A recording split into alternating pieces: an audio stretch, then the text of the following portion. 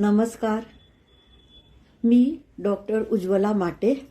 आपल्या स्क्रीनवर जो श्लोक दिसतोय तो आहे, यदा किंचित्योऽहं द्विपैव मदान्धः समभवं तदा सर्वज्ञोऽस्मीत्यभवदवलिप्तं मम मनः.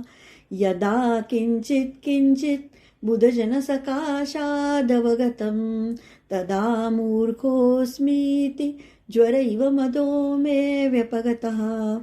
हाही भर्तृहरीच्या नीतिशतकामधला श्लोक आहे. याच्यामध्ये पहिली ओळ आहे, यदा किंचित किंचित द्विपैव मदांध समभवम. म्हणजे जेव्हा मला थोडं थोडं ज्ञान झालं, किंचित किंचित, तेव्हा मी मदमस्त अशा हत्तीसारखा अहंकारी झालो, मदांध झालो. आणि तदा सर्वज्ञोस्मी त्या भवदव लिप्तम मम मनः. म्हणजे मी जणू काही सर्वज्ञ आहे असंच मला वाटायला लागलं. आणि अशा या भावनेने माझं मन व्याप्त होऊन गेलं.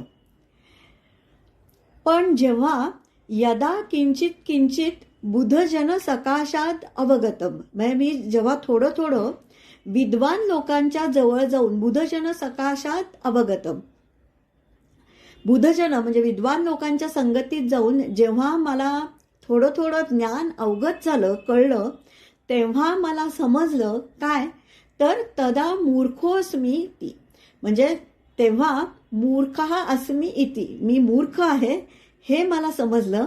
आणि माझा जो मद होता, म्हणजे माझा जो अहंकार होता, तो ताप जसा उतरतो त्या तापाप्रमाणे निघून गेला. ज्वर इव मदो मे व्यपगतः, निघून गेला.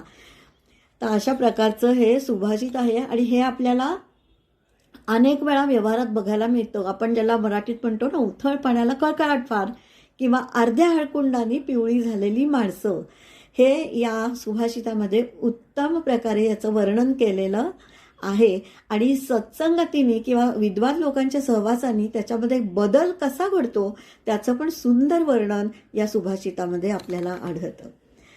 धन्यवाद. लाईक करा, शेअर करा, फॉरवर्ड करा आणि चॅनलला सबस्क्राईब करा. खूप खूप धन्यवाद. नमस्कार.